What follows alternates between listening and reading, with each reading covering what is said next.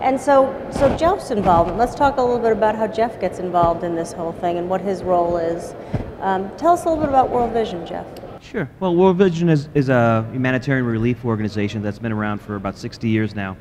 We operate in almost 100 countries around the world, and we have 3.5 million children in these sponsored children programs. They actually started the sponsored child model actually almost 60 years ago. Basically, we do anything from drilling water wells to providing education, health care, advocacy for the poor and the oppressed in the world, and microenterprise. How did you meet George and vice versa? How did that kind of come about?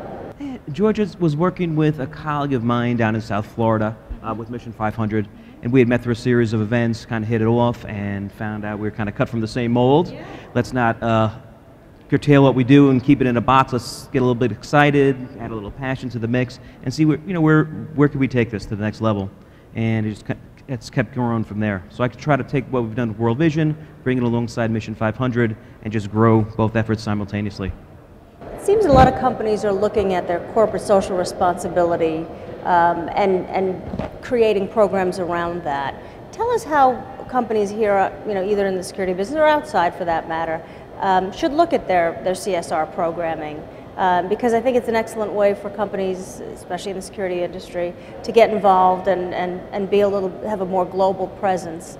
What are some of the recommendations you might have for them? Oh, sure, and that's a great question, because what's starting to happen is that CSR is went from an option to almost being to really truly responsibility, and something companies really have to address. So it looks a little different for each company in each industry, but there's so many ways companies can display that corporate good corporate citizenship to the public. There's all kinds of stats as far as when you look at sales, that everything being equal, a company that's socially responsible and can project that to its customer base every time will increase sales. The young consumers, Generation Yers, they will vote and spend according to, depending on the company, on what they're doing. They want to deal with socially responsible companies that are green, companies that are giving back to communities where they work. I find it interesting in this industry, and is that the security industry lines up very well with what we do in certain emerging markets. Unfortunately, it happens to be places where there's such a need for the industry, so the two things line up together. But let's just say I'm a company working in a place like El Salvador, Brazil, or it's great to demonstrate and show local communities and local government what they're putting back into the communities. They're taking a profit, as they should, from doing business, but at the same time, they can put back into those communities. Maybe just to complement what Jeff's saying is what you see in the security industry, at least my experience from approaching a lot of companies, is at the big corporate level, most of these companies, multinationals, do have instituted CSR programs. The Honeywells and the GEs, the UTCs, Tycos, most of these companies, it's not a new concept to them because it's at a corporate level. And so they have fairly developed programs.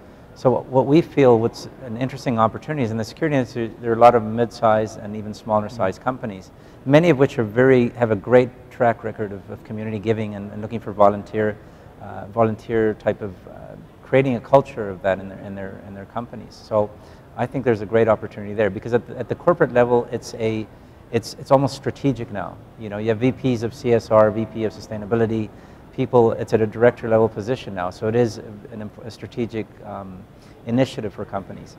So I see a great opportunity in the security industry to approach mid and small sized companies to help even guide them in creating programs and giving them ideas on how they can involve their staff. And ultimately it's a big win because it's a win for the recipient of that support, but it's a win for the company because people nowadays, the old days people used to have a career with a company or maybe two companies. Nowadays they can have 10 to 20 jobs in the span of their career.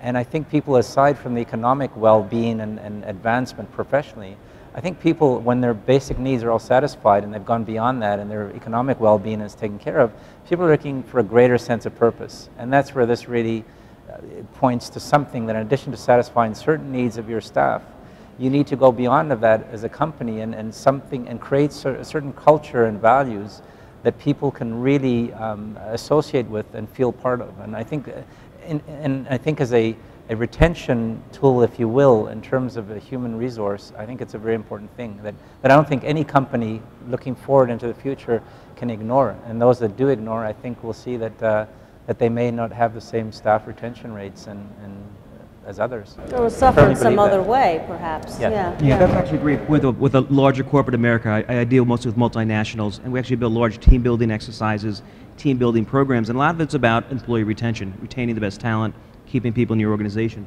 And for the smaller, mid-sized companies that may not have a senior person that's actually doing corporate social responsibility and think in terms of those lines, for me it's exciting to say, well, wow, Mission 500 is a great initiative aimed at the security industry, and where we can hopefully bring some value as a true partner to the industry is help bring some education, how that works, things that we can do to really help the other companies start to develop programs that'll benefit them. Perhaps an in-service course on corporate social responsibility 101.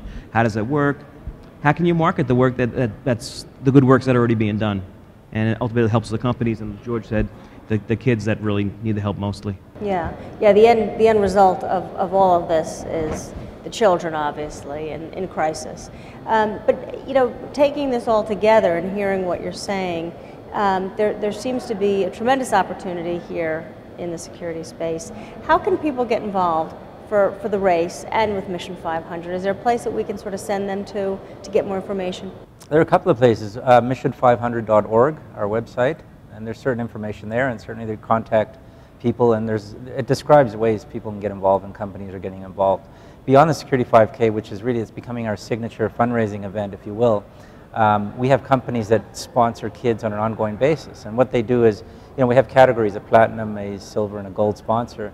And these companies are committing to sponsor children permanently, and typically it's a co-sponsorship where they involve their staff and they co-fund the costs of sponsoring children. So a staff member for 50 cents a day can do it. And we've had cases where in some companies, people on the production line that maybe they are just on a lower scale in terms of the wage scale, where they're actually 5 people are getting together and dividing that cost and being able to sponsor one child. Maybe they're having a cup of coffee one day. Exactly. So it just shows you, really, it's within the grasp of everybody to do that.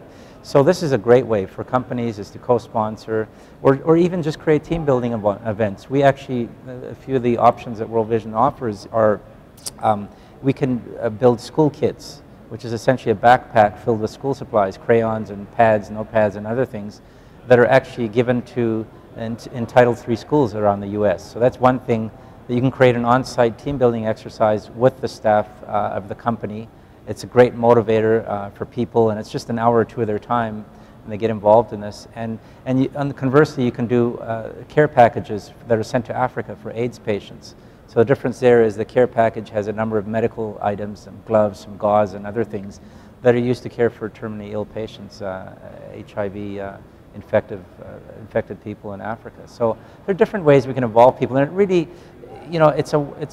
every company has a different view of this and how they may want to engage their own people and do this. So we really, it's always you start at the table and start looking at their needs and expectations, and there are lots of ways we can get companies involved. I mean, and probably very customized ways, exactly, depending upon the corporate needs, whether they're mid-sized, small, or as you say, even the big corporations.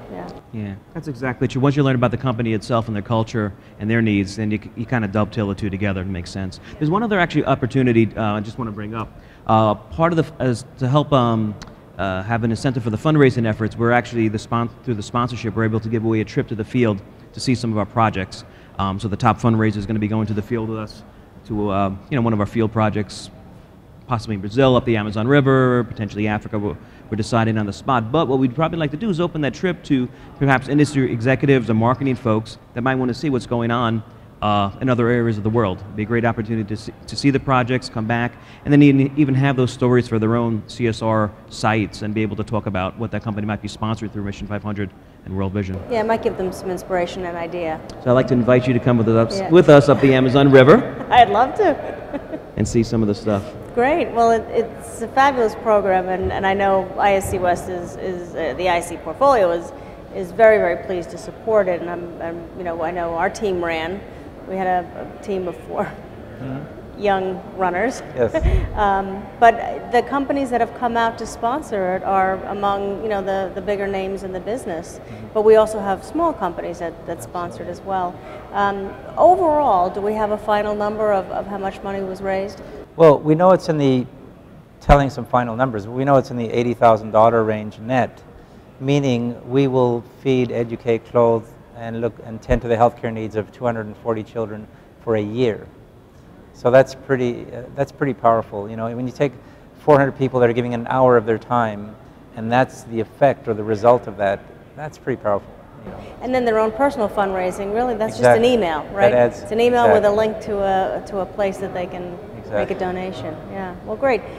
So we're going to see the rate. We'll obviously want to send people to the Security 5K website, which is security5k.com, to get more information. And it's always the Tuesday, or I shouldn't say, it's the second day of the show, the morning of, and we'll be putting some information into the marketplace. George, I know you're very good about sending out press releases. Yes. So if anybody's interested, please please go to the website, and we look forward to the race next year and many more teams to join us. Yes. And thank you for being here. Thank you very much. Excellent. Thanks for this opportunity. Yeah.